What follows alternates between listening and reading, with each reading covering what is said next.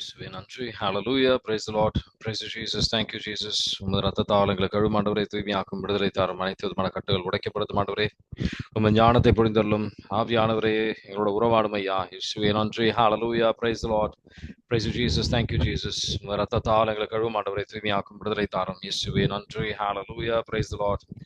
இன்னைக்கு யோபின் புத்தகம் 32வது அதிகாரத்தில் இருக்கும். முக்கியமா 32வது அதிகாரத்துல இரண்டு வசனங்கள், 8வது வசனம் 9வது வசனம், அதுல அவரு பேசுற விஷயங்களை நீங்க கவனிச்சீங்க அப்படின்னு சொன்னா, அங்க அவரு என் வழியா ஏலிஹூ அப்படின்றது அவரோட அனுபவங்களை வைத்து அவர் பேசல அப்படின்றாரு.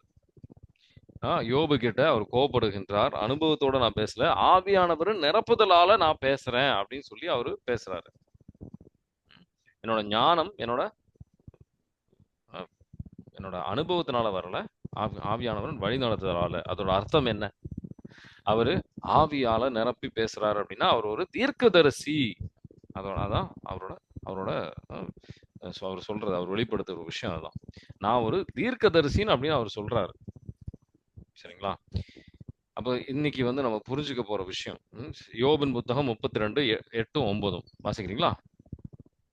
ஆனால் உண்மையில் எல்லாம் வல்லவரின் மூச்சே, மனிதரில் இருக்கும் அந்த ஆவியே உயிர்த்துணர்வை அளிக்கின்றது. வயதானோர் எல்லாம் ஞானிகள் இல்லை, முதியோர் நீதி அறிந்தவரும் இல்லை. ஆமீன். ஆமீன். அப்படி இருக்கும்போது நம்ம இப்போ இந்த ஆவியானவரன் வழியா பேசுகின்றார்கள் அப்படின்னா அங்க அவர் ஒரு தீர்க்கதரிசின்னு அர்த்தம். பழைய ஆகமத்துல பாத்தீங்க, புதிய ஆகமத்திலையும் தீர்க்கதரிசிகள் அவங்க வேற வெவ்வேறு விதமான. பழைய ஆகமத்துல எப்படின்னா, எரேமியா 1வது அதிகாரத்துல 5வது வசனம் எடுத்து வாசிச்சு பாத்தீங்கன்னா, அவங்களுக்கு தேர்ந்தெடுக்கப்பட்ட மக்கள். எல்லாரும் தீர்க்கதரிசிகளா ஆக முடியாது, ஆண்டவரா தேர்ந்தெடுப்பார். சில பேர் தேர்ந்தெடுப்பார். எரேமியா 1வது அதிகாரத்துல 5வது வசனத்துல பாத்தீங்கன்னா, எரேமியாவின் அழைத்துதல் நீங்க பார்க்கலாம். அவர் தீர்க்கதரிசியாக ஆண்டவர் அழைக்கின்றார். பிறப்பதற்கு முன்னாடியே அவர் தீர்க்கதரிசியாக வேண்டியது அப்படின்னு சொல்லி அவருக்கு ஒரு அழைத்துதல். எரேமியா 1வது அதிகாரத்துல 5வது வசனம் வாசிக்கிறீங்களா?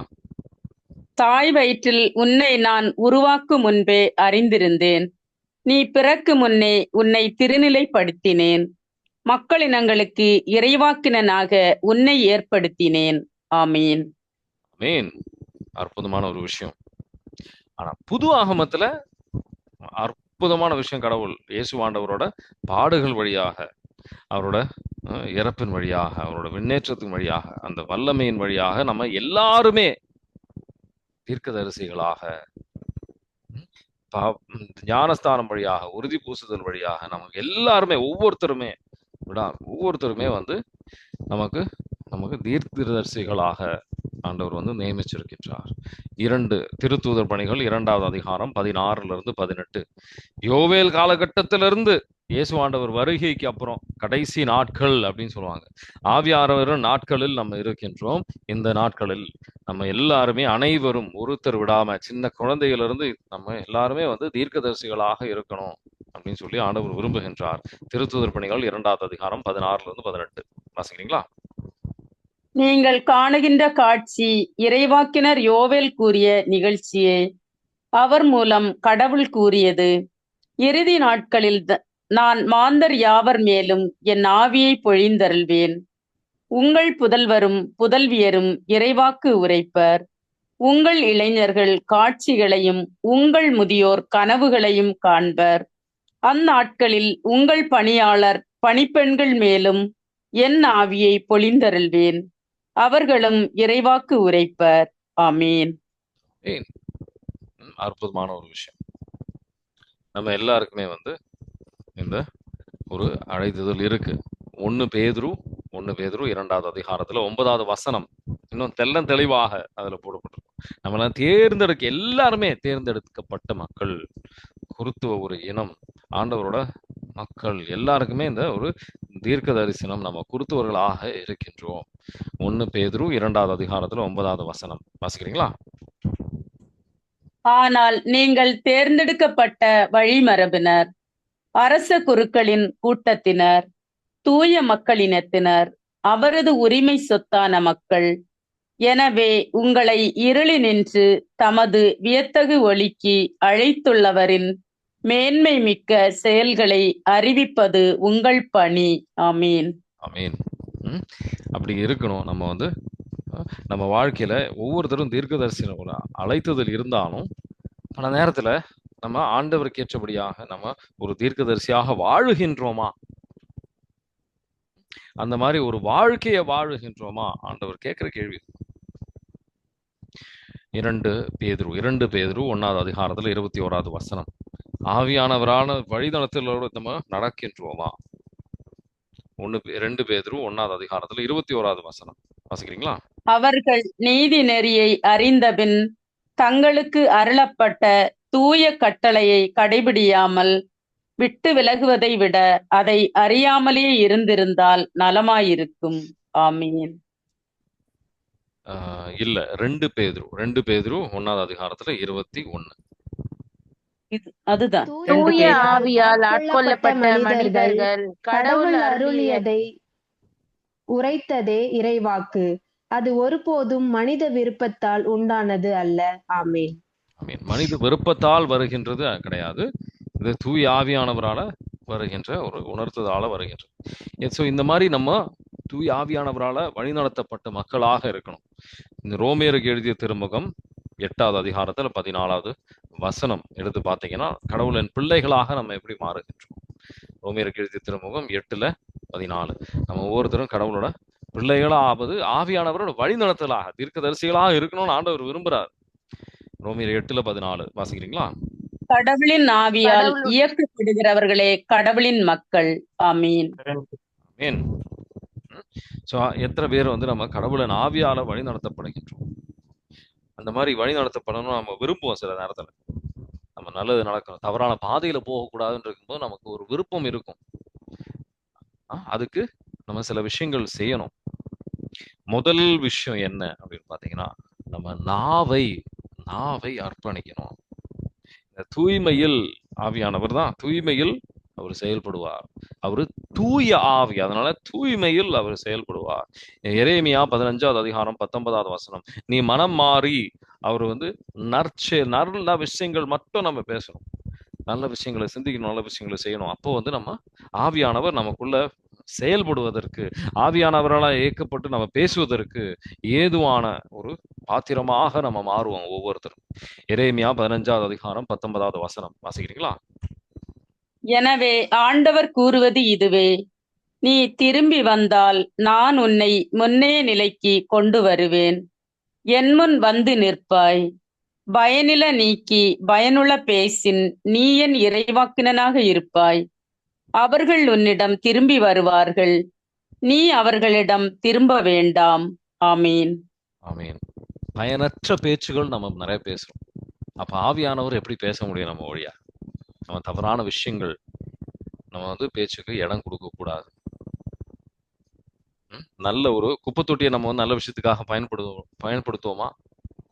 பயன்படுத்த மாட்டோம். அதே மாதிரி ஆவியானவர் செயல்படுகின்ற ஒரு நபராக இருக்கணும் அப்படின்னு சொன்னா எந்த பேச்சு நம்ம வாயிலிருந்து வரணும்? சிந்தித்து பாருங்க.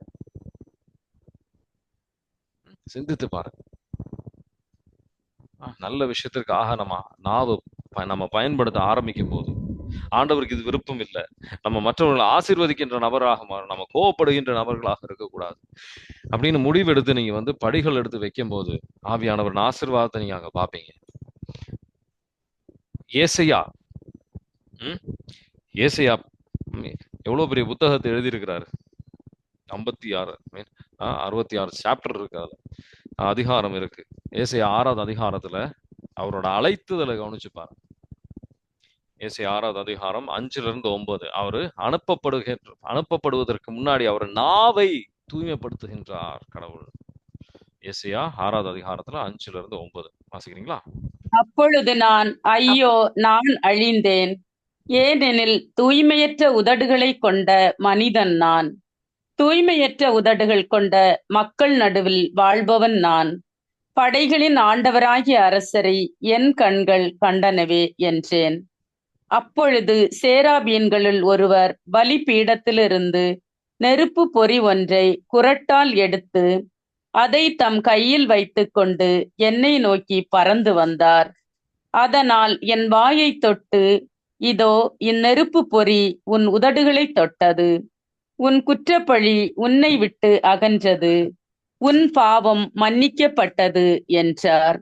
மேலும் யாரை நான் அனுப்புவேன்?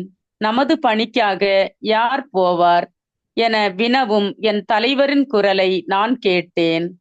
அதற்கு, இதோ நான் இருக்கிறேன், அடியேனை அனுப்பும் என்றேன். அப்பொழுது அவர், நீ இந்த மக்களை அணுகி, நீங்கள் உங்கள் காதால் தொடர்ந்து கேட்டும் கருத்தில் கொள்ளாதீர்கள், உங்கள் கண்களால் பார்த்து கொண்டே இருந்தும் உணராதிருங்கள் என்று சொல். ஆமீன். இப்ப கடைசியில பாத்தீங்கன்னா அவர் வந்து அனுப்பப்படுகின்றார். அவர் நாவை தூய்மைப்படுத்தி அதுக்கப்புறம் கடவுள் அனுப்புகின்றார். நாவை தூய்மைப்படுத்தாமல் ஆண்டவருக்காக நம்ம செயல்பட முடியாது. நாவை தூய்மைப்படுத்தப்படும். அப்பதான் ஆண்டவருக்காக நம்ம செயல்பட முடியும். ஒரு தீர்க்கதரிசியாக மாற முடியும். பல நேரத்துல நமக்குள்ள ஒரு தோணும், நமக்கு வந்து எனக்கு இது தகுதி இருக்கா? இந்த காலகட்டத்துல ஒரு ஆண்டவரின் பிள்ளையாக இருக்கணும் அப்படின்னு சொன்னா ஆவியானவரால வழி நடத்தப்படணும்.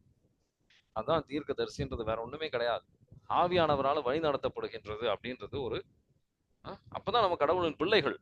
இல்லைன்னா கடவுளின் பிள்ளைகள் கிடையாது. ஆவியானவர் நம்மளை வழி நடத்துகின்றார். அதனால இந்த தூய்மை, நாவினால வருகின்ற தூய்மையை நம்ம விரும்பணும். ஏசையா எதனால வந்து நாவல தூய்மை இல்லை அப்படின்னு போட்டிருக்கு. ஏன் வந்து எனக்கு ஐயோ அசுத்தமான நாவு வச்சிருக்கிறேன், வார்த்தை உதடுகள் இருக்கின்றவன் அப்படின்னு சொல்லி ஏன் அவர் பேசுறாரு? அந்த மாதிரி மொத்த 1வது அதிகாரத்துல இருந்து 5வது அதிகாரம் வரைக்கும் வாசிச்சீங்கன்னா அவரு மற்ற குற்றம் கண்டுபிடித்து கொண்டிருந்தார். திருப்பாடல் 66ல 18வது வசனம், அப்பதான் அந்நிய பாஷை நம்ம பெறுவோம். திருப்பாடல் 66ல 18வது வசனம், நம்ம உள்ளத்திலையும் நம்ம வந்து தீமையான எண்ணங்கள், அது வழியாதான் உதடுகள் நம்ம வந்து பேசுவோம். திருப்பாடல் 66ல 18 வாசிக்கிறீங்களா? என் உள்ளத்தில் தீய எண்ணங்களை வளர்த்திருந்தோனாகில் என் தலைவர் எனக்கு செவிசாய்த்திருக்க மாட்டார். ஆமீன். பல நேரத்துல நம்ம உள்ளத்துல நிறைய விஷயங்கள் வச்சிருக்கோம். அதனால நம்ம நாவை கட்டுப்படுத்த முடியாது. பல தவறான விஷயங்கள் நம்ம பேசுவோம். உள்ளத்தின் நிறைவுல இருந்துதான் நம்ம பேசுவோம்.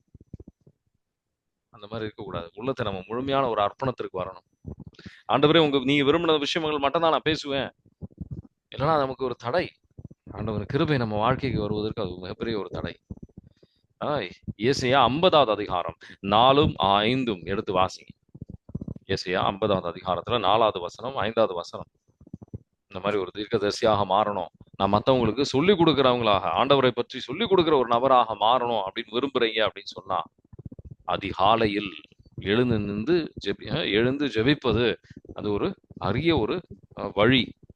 ஏசையா 50வது அதிகாரம் 4ம் 5ம் வாசிக்கிறீங்களா? நலிந்தவனை ஊக்குவிக்கும் அறிவை நான் பெற்றிட ஆண்டவராகிய என் தலைவர் கற்றோனின் நாவை எனக்கு அளித்துள்ளார். காலைதோறும் அவர் என்னை தட்டி எழுப்புகின்றார். கற்போர் கேட்பது போல் நானும் செவி கொடுக்கச் செய்கின்றார். ஆண்டவராகிய என் தலைவர் என் செவியை திறந்துள்ளார். நான் கிளர்ந்தளவில்லை, விலகிச் செல்லவும் இல்லை. ஆமீன். அதிகாலையில் எழுந்து ஜெபித்தால் என்ற தீர்க்கதரிசியாக மாறுவதற்கு நமக்கு வாய்ப்பு அதிகம். நம்ம பிடிவாத குணம் எல்லாம் நமக்கு இருக்காது. அதிகாலையில் எழுந்து ஜெபித்தோம் அப்படின்னு சொன்னா ஆண்டவரின் ஒளியாக மாறலாம். நம்ம எங்கு சென்றாலும் ஒரு உப்பாக இருப்போம். ஆண்டவருக்கு ஒரு சாட்சியாக மாறுவோம். அடுத்த ஒரு விஷயம் நம்ம கவனமாக நீங்க இதுல கவனித்தீங்க அப்படின்னு சொன்னா, நம்ம செவிகளை ஆண்டவர் திறப்பார் அப்படின்றது. ஏசையா 50ல 4ல என்ன போட்டிருக்கு? ஆண்டவர் காது நம்ம திறக்கப்படும். அதிகாலையில எழுந்து ஜெபித்தோம் அப்படின்னு சொன்னா, நாவு சுத்தப்படுத்தப்பட்டா மற்றும் பத்தாது. இந்த உலக சார்ந்த ஆசைகள்னால நம்ம செவிகள் அடைக்கப்படக்கூடாது. அப்பதான் ஆவியானவர் சத்தத்தை நம்ம கேட்க முடியும், புரிஞ்சுக்க முடியும். மத்தேயு 6வது அதிகாரத்துல 22, 23, மத்தேயு 6ல 22, 23 எடுத்து வாசித்தீங்க அப்படின்னு சொன்னா, இந்த கண்தான் உடலுக்கு விளக்கு. கண் நலமாயிருந்தால் உங்கள் உடல் முழுவதும் ஒளி பெற்றிருக்கும். காது கெட்டுப் போனால் உங்கள் உடல் முழுவதும் இருளாயிருக்கும். ஆக உங்களுக்கு ஒளி தர வேண்டியது இருளாயிருந்தால் இருள் எப்படி இருக்கும்? ஆமீன். ஆமென். இந்த கண்ணை பத்தி பேசும்போது எதை எதை மனதில் வைத்து அவர் பேசுறார்? இந்த செல்வத்தை 19 இருந்து 24 வரைக்கும் வாசிங்கன்னா அவர் இப்ப வாசிக்க தேவையில்ல. செல்வத்தை நம்ம கண்ணை வந்து அடைத்திடக்கூடாது. காசு மேல இருக்கிற ஆசைனால கடவுள் மேல இருக்கின்ற அன்பு குறையக்கூடாது. நம்ம கடவுளை விட்டு விலகி செல்லக்கூடாது. ஆண்டவரின் வார்த்தை அது பலன் தராம இருக்கக்கூடாதுன்றதுக்காக ஆண்டவர் எச்சரிக்கை தருகின்றார். கண்ணை தீட்டுப்படுத்துவது இந்த உலக சார்ந்த இச்சைகள், இந்த கண் வழியாக வருகின்ற இச்சைகளுக்கு நம்ம இடம் கொடுக்க கூடாது.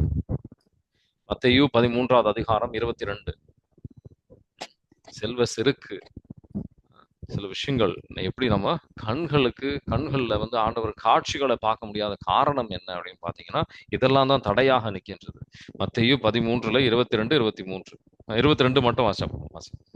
முச்செடிகளுக்கு இடையில் விழுந்த விதைகளுக்கு ஒப்பானோர் இறை வார்த்தையை கேட்டும் உலக கவலையும் செல்வ மாயையும் அவ்வார்த்தையை நெருக்கி விடுவதால் பயனளிக்க மாட்டார்.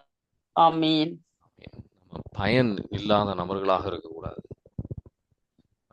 ஆண்டவர்கிட்ட இதயத்தை அர்ப்பணி. முடிஞ்ச அதிகாலையில எழுந்து ஜெபிங்க. 1 மணி நேரம் ஜெபிச்சா 3ல இருந்து 4 வரைக்கும் ஜெபிச்சா கூட போதும். ஆண்டவரோட இணைந்திருந்து ஆண்டவர்கிட்ட உள்ளத்தை அர்ப்பணிங்க. ஆண்டவரே, இந்த மாதிரி பல ஆசைகள்னால உங்களை விட்டு உங்க மேல இருக்கின்ற அன்பு குறைகின்றது. அது இதெல்லாம் வந்து வேரோட எடுங்க ஆண்டவரே. ஏன்னா நம்ம வேறு இல்லை. ஆண்டவரின் வார்த்தையில் நம்ம வேறு எடுப்பது கிடையாது, தியானிப்பது கிடையாது. அதனாலதான் வேறு எடுப்பது கிடையாது. பலவிதமான உலக சார்ந்த விஷயங்களை பத்தி தான் அதிகமா நாம சிந்திக்கின்றோம். கொஞ்ச நாளுக்கு இந்த நோம்பின் காலம் வருகின்றது. அதுக்கு முன்னாடி ஒரு ஆயத்தப்படுங்க.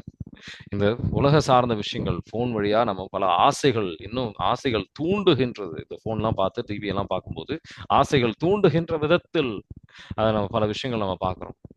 யோவான் நற்செய்தி 15வது அதிகாரத்துல 4வது வசனம், ஆண்டவரோடு இணைந்து இருந்தால் அன்றி அந்த கனிகளை தர முடியாது. நம்ம அன்புல வளர முடியாது, ஆண்டவரோட நெருக்கமாக வர முடியாது. யோவான் நற்செய்தி 15:4 வாசிக்கிறீங்களா? நான் உங்களோடு இணைந்து இருப்பது போல நீங்களும் என்னோடு இணைந்து இருங்கள். கொடி திராட்சை செடியோடு இணைந்து இருந்தால் அன்றி தானாக கனிதர இயலாது. அதுபோல நீங்களும் என்னோடு இணைந்திருந்தால் அன்றி கனிதர இயலாது. ஆமீன். ஆமீன். இதெல்லாம் ஜெபத்துல நடக்கிற விஷயம். சில இந்த 1ஆம் தேதி வந்து ஒரு முடிவு எடுப்பாங்க. சில முடிவுகள்லாம் அந்த மாதிரி நடக்கிற ஒரு விஷயம் கிடையாது. நம்ம சுய ஆற்றல்னால நடக்கிற விஷயம் கிடையாது. அவரோட சேர்ந்து இணைந்திருந்து அவரோட கிருபையால இதெல்லாம் நம்ம வந்து ஆண்டவருக்கு ஏற்றபடியான பிள்ளைகளாக தூய்மையோட இருக்க முடியும். அப்ப நம்ம தீர்க்கதரிசிகளா ஆகும். சில நேரத்துல அப்ப என்ன நடக்கும்னா, நம்ம பேசுற விஷயங்கள் நிறைவேறும். சும்மா தமாஷா சொல்லுவோம், ஆனா வந்து நடக்கும். நம்ம வாழ்க்கையில நிறைவேறுவதை நம்ம பார்ப்போம். ஆண்டவர் நிறைவேற்றுவார். விலையற்றதை நம்ம பேசாமல் விலை இருக்கின்ற விஷயங்களை நாம பேசும்போது, ஆண்டவர் மேல நம்பிக்கையில் நம்ம பேசும்போது நடக்கும். நம்ம வாழ்க்கையில நம்ம பேசுகின்ற விஷயங்கள் நிறைவேறுவதை நம்ம பார்ப்போம். நீதிமொழிகள் 3வது அதிகாரத்துல 3ம் 4ம் எடுத்து வாசிச்சு பாருங்க. ஒரு நாள் ஜெபிக்கிறோம், அடுத்த நாள் நம்ம ஜெபிக்கிறது கிடையாது. நம்ம மூடு இருந்தா இன்னைக்கு வந்து கொஞ்சம் ஜெபிக்கிற மாதிரி தோணுது, அதனால நம்ம ஜெபிப்போம். அப்படி இல்லை. அன்றாட நாள் ஜெபத்திற்கு நம்ம ஆண்டவருக்கு கொடுத்த நேரத்தில் நம்ம போய் அங்க உட்காருவது, அதுல வந்து ஆசீர்வாதங்கள் நிறைய ஆண்டவர் நமக்காக அங்க காத்து நிற்கின்றார். அதை உணர புரிந்து கொள்ள ஆண்டவர் அழைக்கின்றார். நீதிமொழிகள் 3வது அதிகாரம் 3ம் 4ம் வாசிக்கிறீங்களா? அன்பும் வாய்மையும் உன்னிடம் குன்றாதிருப்பதாக அவற்றை கழுத்தில் அணிகலனாய் பூண்டு கொள். அப்பொழுது நீ கடவுளுக்கும் மனிதருக்கும் உகந்தவனாய் அவர்களது நல்லெண்ணத்தையும் பெறுவாய். ஆமென். ஆமென். இதெல்லாம் நம்ம சில முயற்சிகள்லாம் எடுக்கிறோம், சில முடிவுகள்லாம் நீங்க எடுக்கிறீங்க அப்படின்னு சொன்னா அப்ப என்ன நடக்கும்? தடைகள் வரும். சாத்தானுக்கு பிடிக்காது. சோதனைகள் வரும். 1 கொரிந்தியர் 10:13. ஆனா உங்க பலனுக்கு மீறின ஒரு சோதனை வராது. எந்த சூழ்நிலையிலையும் வந்து உங்களால சக்திக்கு மீறின ஒரு சோதனை வராது. சாத்தானை வந்து எதிர்த்தால் போதும் ஓடி போயிடும். ஆனா எந்த ஒரு சூழ்நிலையில நம்ம சக்திக்கு மீறின சோதனை எப்போ வரும்? என்ன நினைக்கிறீங்க? சக்திக்கு மீறின சோதனை வராதுன்னு போட்டிருக்கு 1 கொரிந்தியர் 10:13. வாசிக்கிறேன். உங்களுக்கு ஏற்படுகின்ற சோதனை பொதுவாக மனிதருக்கு ஏற்படும் சோதனையே அன்றி வேறு அல்ல. கடவுள் நம்பிக்கைக்குரியவர். அவர் உங்களுடைய வலிமைக்கு மேல் நீங்கள் சோதனைக்கு உள்ளாக விடமாட்டார். சோதனை வரும்போது அதை தாங்கிக் கொள்ளும் வலிமையை உங்களுக்கு அருள்வார். அதிலிருந்து விடுபட வழி செய்வார். ஆமீன். ஆமீன். உங்க சோதனைக்கு மீறின ஒரு பிரச்சனை வராதுன்னு போட்டிருக்கு. ஆனா அதே நேரத்தில் நான் சொல்றேன், சோதனைக்கு மீறின சில சூழ்நிலைகள் வரலாம். எந்த சூழ்நிலையில நம்ம ஆணவப்படும் போது தாழ்ச்சியுடன் நம்ம செயல்படும். தாழ்ச்சியுடன் இந்த சோதனைகள் எல்லாம் மேற்கொள்ள முயற்சி செய்வோம். அதே நேரத்தில் நம்ம வீழ்ச்சிக்கு சரி, ஒரு நாள் நம்மளால ஜெபிக்க முடியல, அடுத்த நாள் நீங்க ஜெபிக்கணும் முயற்சி செய்யுங்க. அதனால சரி, இன்னைக்கு முடிஞ்சிருச்சு, இன்னைக்கு நம்மளால முடியல, சில பாவங்கள் செஞ்சுட்டோம், மன்னிப்பை கேட்டு நம்ம உடனடியாக நம்ம ஆண்டவர்கிட்ட வர முயற்சி செய்யணும். 1 யோவான் 1:9 உடனடியாக எவ்வளவு நேரம் நம்ம அந்த சேத்திலேயே உக்காருவோம், உடனடியாக ஆண்டவர்கிட்ட வர நம்ம முயற்சி செய்யணும். அதுக்கு கால தாமதம் நம்ம செய்யக்கூடாது. இல்லை நம்மள வளர முடியாது. அது மிகப்பெரிய தடையாக இருக்கும். பல பேர் நான் கவனிக்கிறது தான், 6 மாசம் நல்லா இருப்பாங்க, அடுத்த 6 மாசம் கடவுளை விட்டு விலகி போயிடுவாங்க. அப்படி இல்லை. நம்ம இன்னைக்கு ஒரு நாள் தவறு செஞ்சுட்டோமா, யாரு தான் தவறு செய்யறது கிடையாது. ஆண்டவர் ஏற்றுக்கொள்கின்றார். நம்ம மனம் மாறுதலுக்கு ஒரு உள்ளம் இருக்கா அப்படின்றதான் பாக்குறாரு. தாழ்ச்சி உள்ள உள்ளம் இருக்கா, விசுவாசத்தோட உள்ள இருக்கா அப்படின்றதான் ஆண்டவர் பாக்குறாரு. 1 யோவான் 1:9 வாசிக்கிறீங்களா? ஒளியில் இருப்பதாக சொல்லிக் கொண்டு தம் சகோதர சகோதரிகளை வெறுப்போர் இருளில் தான் இருக்கின்றனர். ஆமீன். 1 யோவான் 1:9 மாறாக நம் பாவங்களை நாம் ஒப்புக்கொள்வோம் என்றால் கடவுள் நம் பாவங்களை மன்னித்து குற்றம் அனைத்திலிருந்தும் நம்மை தூய்மைப்படுத்துவார். ஏனெனில் அவர் நம்பிக்கைக்குரியவர், நேர்மையுள்ளவர். ஆமீன். ஆமீன். எல்லா பாவத்திலிருந்தும் நம்மை தூய்மைப்படுத்துவார். ஏசையா ஆண்டவரை பார்க்கிறார், ஐயோ நான் பாவி அப்படின்னு உணர்கின்றார். அப்ப ஆண்டவர் தூய்மைப்படுத்துகின்றார். ஏசையாக்கே ஒரு நிலைமைனா நம்ம நிலைமை எப்படி? நமக்குள்ள பாவம் இருக்கும், அதை உணரணும். ஆவியானவரோட உணர்த்துதல் வழியாக நம்ம வாழ்க்கையை முன்னாடி கொண்டு செல்லணும். இதெல்லாம் எப்படி? ஆவியானவரின் உதவியால, நம்ம சுய ஆற்றலினால கிடையாது. நம்ம சரீரம் ஆண்டவரின் ஆலயம் என்ற உணர்வுனா நம்ம வாழும்போது இதெல்லாம் நம்ம தூய்மையில வாழணும்னு நம்ம முடிவெடுக்கும் போது எல்லாம் நடக்கிற விஷயம். இதெல்லாம் 1 கொரிந்தியர் 6:18-20 வரைக்கும். 1 கொரிந்தியர் 6:18-20 வரைக்கும் வாசிக்கிறீங்களா?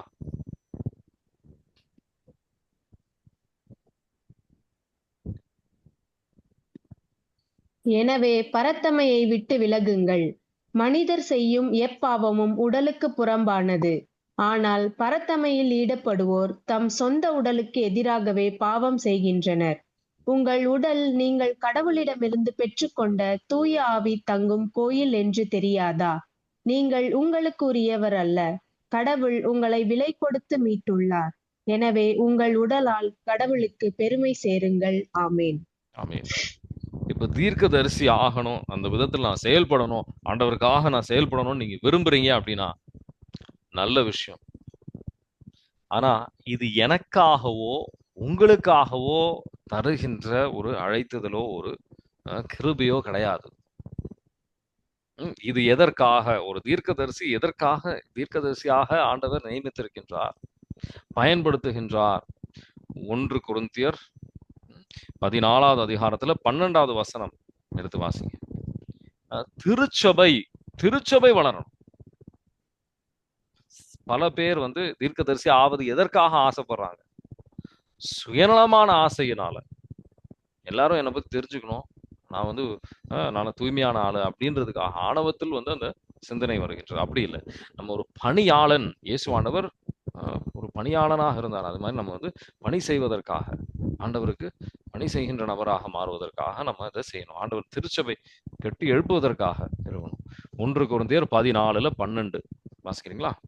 இது போலவே இதுபோலவே நீங்களும் நீங்களும் இருக்கிறீர்கள். இருக்கிறீர்கள்.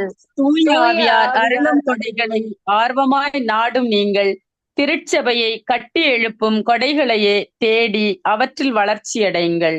ஆமீன். ஆமீன். ஸோ அந்த மாதிரி அந்த மாதிரி எந்த ஒரு நோக்கத்தோட நம்ம அதை கேட்குறோம் அப்படின்றது ரொம்ப முக்கியம். எந்த நோக்கத்தோட நம்ம ஜெபிக்கின்றோம் அப்படின்றது முக்கியம். ஆண்டவரை அணுகி வருகின்றோம் அப்படின்றது முக்கியம். இது ஒரு நம்ம எல்லாருமே தீர்க்கதரிசிகளாக ஆகணும்.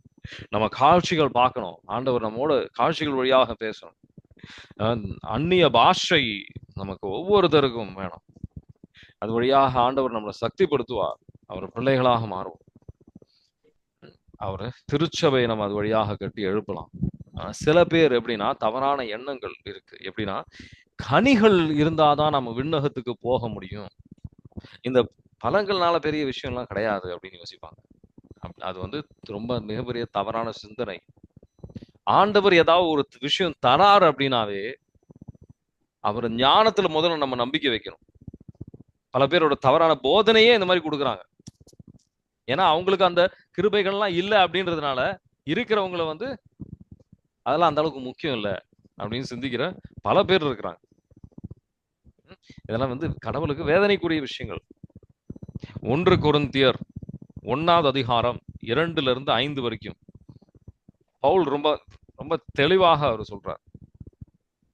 நாங்க வார்த்தைகள்னால கிடையாது, எப்படி பேசுறோம் அப்படின்னு சொல்லி அவரு விளக்குகின்றார். ஆண்டவரின் வல்லமையால, சில வெளிப்படுத்தல்களால. 1 கொரிந்தியர் 1வது அதிகாரத்துல 2-5 வாசிக்கிறீங்களா? 2 இல்ல, சாரி, ஒரே நிமிஷம்.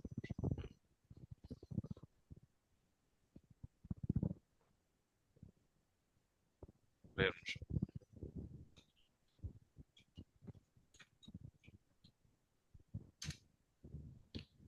1 கொரிந்தியர் 2வது அதிகாரம். ஆமா, 2வது அதிகாரம், அதுல 4-5. நான் பறைசாற்றிய செய்தி ஞானத்தின் கவர்ச்சியான சூழலில் அமையவில்லை, ஆனால் தூய ஆவியின் வல்லமையை எடுத்து காட்டுவதாக அமைந்தது. உங்கள் நம்பிக்கைக்கு அடிப்படை மனித ஞானம் அல்ல, கடவுளின் வல்லமையே. மனித ஞானம்னால கிடையாது, கடவுளின் வல்லமை. இந்த கிருபையால, இந்த தீர்க்கதரிசனம் அப்படின்ற ஒரு அழைத்ததுனால நம்ம எல்லாருக்குமே இருக்காது. அதான் முக்கியமான விஷயம், அடித்தனமான விஷயம் நம்ம புரிஞ்சுக்க வேண்டியது. அடுத்தது என்னன்னா, இந்த பழங்கள், கனிகள்லாம் தேவை கிடையாது, கனிகள் தான் தேவை. சில பேர் இந்த வரங்கள் தான் ரொம்ப முக்கியம் அப்படின்னு சொல்லி போறவங்களா இருக்காங்க. ரெண்டுமே தேவை. ஒரு இருசக்கர வாகனத்துல எப்படி ரெண்டு வீலும் தேவையோ அதே மாதிரி கனிகளும் தேவை. நம்ம இந்த இதுவும் வேணும். திருச்சபையை கெட்டி எழுப்புவதற்காக ஆண்டவர் கொடுத்திருக்கிறாரு. பல நேரத்துல திருச்சபை வளராத ஒரு காரணம் இதுதான். அந்த வரங்களை அந்த அளவுக்கு நம்ம முக்கியத்துவம் கொடுப்பது கிடையாது. 12வது அதிகாரம் 14, 13 தான் பாத்தீங்கன்னா பவுல் கொரிந்திய திருச்சபையை அவர் வழிநடத்துகின்றார்.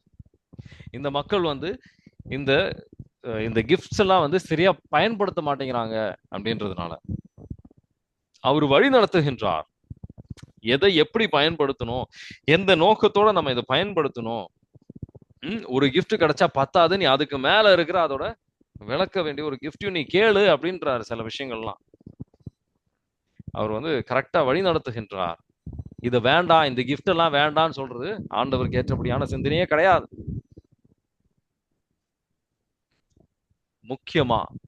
முக்கியமா அடித்தளமா நம்ம ஆண்டவருக்கு செவி சாய்க்கின்றவராக இருக்கணும். ஆண்டவர் தருகின்ற சில விதமான தீர்க்க தரிசனங்கள் சொல்றதுக்கு ரொம்ப கஷ்டமா இருக்கும், நமக்கு ரொம்ப வேதனையா இருக்கும். எசேக்கியேல் 3வது அதிகாரம், எசேக்கியேல் புத்தகம் 3வது அதிகாரம் 16-21 எடுத்து வாசித்தீங்க அப்படின்னு சொன்னா அவர் ரொம்ப தெளிவாக அதுல ஒரு எச்சரிக்கை கொடுக்கணும்னா நீ கொடுத்தே ஆகணும். ஆண்டவருக்காக நான் எதுவும் செய்ய தயார் அப்படின்ற ஒரு மனநிலைக்கு வரணும். நம்ம உணர்வுகள், ஐயோ நான் இந்த மாதிரி சொன்னா அவங்க எப்படி நினைப்பாங்க அப்படின்லாம் நினைச்சீங்கன்னா தீர்க்கதரிசிலாம் ஆக முடியாது. எசேக்கியேல் 3வது அதிகாரம் 16-21 வாசிக்கிறீங்களா? 7 நாட்களுக்கு பின் ஆண்டவரின் வாக்கு ஆண்டவரின் எனக்கு வாக்கு எனக்கு அருளப்பட்டது. அருளப்பட்டது. மானிடா, நான் உன்னை இஸ்ரேல் வீட்டாருக்கு காவலனாக நியமித்துள்ளேன். என் வாயின் சொற்களை கேட்டு அவர்களை என் பெயரால் எச்சரிக்கை செய். தீயோரிடம் நீங்கள் சாவது உறுதி என்று நான் சொல்ல, நீ அவர்களை எச்சரிக்காவிடில் அத்தீயோர் தம் தீய வழியினின்று விலகாவிட்டால் தம் உயிரை அவர்களால் காத்துக்கொள்ள இயலாது என்று அவர்களை எச்சரிக்காவிட்டால் அவர்கள் தம் குற்ற பழியோடு சாவர். ஆனால் அவர்களது இரத்த பழியே உன்மேலே சுமத்துவேன்.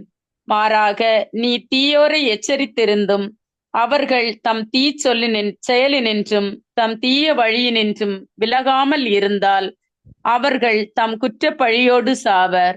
நீயோ உன்னுயிரை காத்து கொள்வாய். நேர்மையாளர் தம் நேர்மை நின்று விலகி அநீதி செய்கையில் நான் அவர்கள் முன் இடரலை வைக்க அவர்கள் சாவர். நீ அவர்களை எச்சரிக்காதிருந்தால் அவர்கள் தம் பாவத்திலேயே சாவர். அவர்களுடைய நற்செயல்கள் நினைக்கப்பட மாட்டா. ஆனால் அவர்களது இரத்த பழியை உன்மேலேயே சுமத்துவேன். மாறாக நேர்மையாளர் பாவம் செய்யாதபடி நீ அவர்களை எச்சரித்ததால் அவர்கள் பாவம் செய்யாவிடில் அவர்கள் வாழ்வது உறுதி. நீயும் உன்னுயிரை காத்து கொள்வாய். ஆமீன். ஆமீன். இதுல இது ஒரு நிகழ்வு இருக்கு. ஒருத்தர்கிட்ட வந்து இந்த மாதிரி ஆண்டவர் சொல்றாரு, நல்ல வழியில போகல அப்படின்னா உனக்கு சீக்கிரமா நீ இறந்துருவ அப்படின்ற விதத்துல. அது நல்ல விதத்துல நான் சொல்லிட்டேன். அதை அவர் புரிஞ்சுக்கிட்டாரு. அவர் வந்து வாழ்க்கையை மாத்திக்கிட்டாரு. அதுல வந்து அவர் ஆசீர்வாதமும் அவர் பெற்றார். அதுல வந்து அவரு அந்த எச்சரிக்கை கொடுக்கறதுக்கு நான் அதுல வந்து நிறைய வாட்டி சிந்திக்க வேண்டியதா இருந்துச்சு. அவர் இது எப்படி எடுத்துக்குவார் அப்படின்லாம் பார்த்து இப்போ நீ செய்யற விஷயம்லாம் வந்து சரியில்லை, இப்படியே போனோம்னா வந்து சீக்கிரம் இறந்துருவ அப்படின்ற ஒரு விதத்துல வந்து சொல்ல வேண்டிய ஒரு கட்டாயம். ஆனா அது சொல்லாம விட்டுருந்தேன் அப்படின்னு சொன்னா அவரு உறுதியா வந்து பிரச்சனையில வந்து. ஆனா வெளிப்படுத்துறதுனால அதுக்கு ஒரு மாற்றம், வாழ்க்கையில நல்ல ஒரு ஆழமான மாற்றம் வந்துருக்கு. நம்ம உள்ளத்தை அர்ப்பணிப்போம். ஆண்டவரின் ஒரு தீர்க்கதரிசியாக மாறுகின்ற ஒரு ஆவியானவரால் வழிநடத்தப்படுகின்ற பிள்ளைகளாக நம்ம எது பேசினாலும் நம்ம நல்ல விஷயங்களை பேசுகின்றோம், நற்செயல்களை செய்கின்றோம். ஆண்டவரன் எங்க போனாலும் ஒளியாக இருப்பதற்காக, உப்பாக இருப்பதற்காக நம்ம விரும்பி ஆண்டவர்கிட்ட கிருபையை நாடுவோம். அதிகாலை ஜெபிக்க ஒரு ஆண்டவரின் அழைத்துதல் கிருபை அவர் தருகின்றார். அதிகாலையில இருந்து ஜெபிங்க. ஆண்டவரின் ரத்தத்தால் எங்களை கழுவும். ஆண்டவரை தூய்மையாக்கும், விடுதலை தாரும், அனைத்து விதமான கட்டுகள் உடைக்கப்படுத்தும். ஆண்டவரின் சக்தியால அவரோட இணைந்திருந்து அவரோட ஆற்றல்னால நம்ம இந்த மாதிரி நம்மளால செய்ய முடியும். ஆண்டவர் சக்தியில நம்பிக்கை வைங்க. உங்களோட குறைவுகளை நம்பிக்கை வைக்காதீங்க. எல்லா கட்டுகளும் உடைக்கப்படுத்தும். ஆண்டவரை bind and cast every unclean spirit, Father, in the mighty name of Jesus we pray. Amen. God bless you. Have a nice day.